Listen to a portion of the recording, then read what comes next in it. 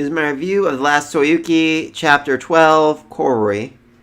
And I just gotta say, I absolutely love this opening page. I didn't realize it the first time, but it really does tell us everything we need to know. The island's 3 miles in diameter. There's a ferry that makes a trip 3 times a day. And there's about 125 people living on the island. That is literally everything we need to know.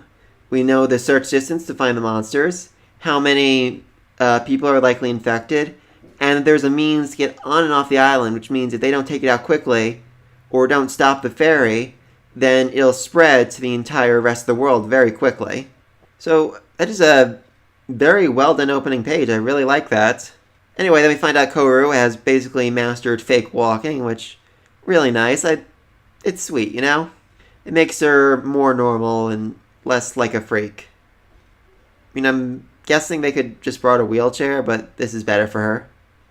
Wheelchairs aren't that great. Then we find out more about this whole organization. There are apparently 500 Niobe users across all of Japan, which is impressive. I mean, they don't actually fight monsters, but they manage to overcome their own fear and keep their mailbox open so that they can see monsters, so they can see the enemies around them and warn other people. I mean, they don't fight because they're afraid of losing their family, their lives, their loved ones, their lifestyle, blah, blah, blah.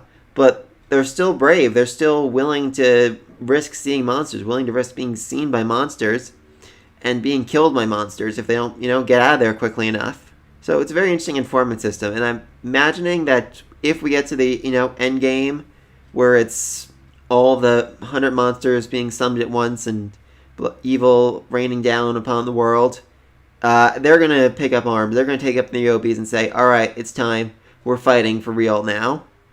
At least most of them. Probably not all 500. But let's say at least half of them will. That could be very interesting in the final, battle. Seeing a bunch of ordinary people just running in and saying, we'll help. It is our duty. We have been preparing for this. Anyway, Estelle wonders why the freak they brought Koharu because, she can't actually use a Niobe even if she can see monsters. And she can float. That's not really all that helpful for fighting the monsters, though. But she does show worth fairly quickly when she's able to detect the monster coming long before it comes into vision. Love how quickly they all just get into battle formation. I mean, Ryu has literally a day worth of training, and he's like, I'm ready to fight, and they're all in perfect formation. That's funny. Anyway, then the enemy appears. A dog with a Sharingan. Okay. And an extendable neck. That was interesting. So thankfully, the Master and Estelle managed to take it out fairly quickly. And we finally see their weapons. The Master has a bayonet, which, interesting. Certainly, easy to hold, easy to fire and aim properly. And Estelle has the transformation wand of Ling Ling, which she says is based on a mace weapon. So, okay, why not? Very good interesting explanation here. They can't actually shapeshift their weapons mid-battle like he can. So they just find a shape that works for them. But his way is better because he can make it change shape in battle. So they go find the victim of all this, and as it turns out, he's suffering from cholera. Or the Kuroi, which is the demon that is formed from cholera. But same thing, so it's cholera, basically. We then get a good look at the difference in skill between the two of them. Even if Ryu is incredibly powerful and can make his Niobe do all kinds of crazy things, Master can make it so incredibly thin that it doesn't even hurt the human body. So he's able to stab in the abdomen, wring out the monster without causing any severe harm to the human host. And we also learn a little more about the cholera demon. Basically, it infects one person, then multiplies inside their body and goes out to infect other people. But the fact that it tried to infect 4 Niobe users means that basically every single living person on the island is infected. So that means they need to clear out this infection from 125 different people. Which is going to be a little hard to explain to 125 people why you're stabbing them in the stomach with a magic extendo rod, but, well, hopefully a lot of them are dead by now, so it's a lot less than that. Of course, then there's the issue that there's a ferry that leaves 3 times a day, which could very easily help this infection spread further to the rest of the world. So they decide to call for reinforcements and send Estelle back because it's a disease monster, and given her history, That's probably going to trigger some latent fear inside of her.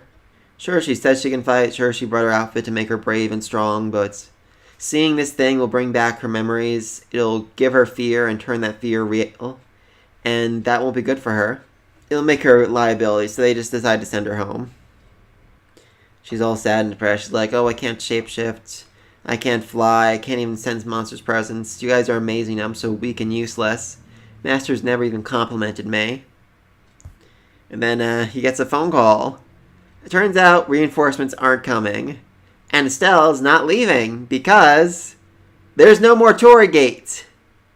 Yeah, that's bad. That is really, really bad. So now basically these 4 people, well, 3 trained users and then Kouru, need to take out 125 demons. And keep them from spreading to the mainland. That's not good. That is very, very bad. So then the question remains, what the freak happened to the Torii Gate? My 2 guesses are either one of the cholera monsters took it out, or more concerningly, there is a follower of Chaos on the island. And we saw the doctor who was talking to people, reading the Followers of Chaos handbook. I really thought he was just like a good doctor who was, thought this is the best way to heal his patients. Yeah, that's probably not the case. He's probably literally released a cholera demon on the entire island just so he could see what happens. So not a great doctor. I mean, I've had worse, but not a great doctor. So moving forward, I'm guessing Estelle is going to actually need to fight. Master's probably going to get seriously hurt, and she's going to have to defend him. And they're just going to have to go from, house to house, taking out all the demons. And the island's small. Like I said, it's only 3 miles long, but that sounds like it could take a very long time. Let's say there's 25 houses with 5 person in their age. So let's say it takes... It's at least like a 12-hour job, assuming they get everyone, assuming the people they cured don't get infected again, and assuming that, they're able to heal the infected. I mean, if a guy comes to your house and says, I need to shove this stick in your stomach in order to cure a demon inside of you. Also, you shouldn't believe in demons. You're probably not going to let him in. I mean, this kid, they were lucky. He was half dead already. I actually assumed he was dead the first time. I don't think he is now, but I was pretty certain he was dead the first time I read this. So yeah, this is going to be problematic. And then there's just the ones that are running around in the wild. I mean, every single person who was infected, sent out another one, so that could be up to another 100 or so still just going around the island. They all need to take out, because if they even let one live, it'll infect a person and spread on and on and on. So yeah, first thing, definitely need to shut down that ferry. Not sure how, but they do.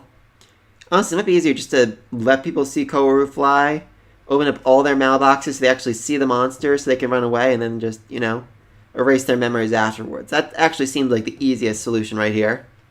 Of course, there's the issue of all their monsters combining together, like we saw happen once before, but even then, I feel like that would be easier because it'd be one big-ass monster they need to fight instead of 125 little ones. That might actually be for the best. So yeah, be sure to let me know what you thought in the comment section down below. Be sure to like and subscribe. And until next time, peace.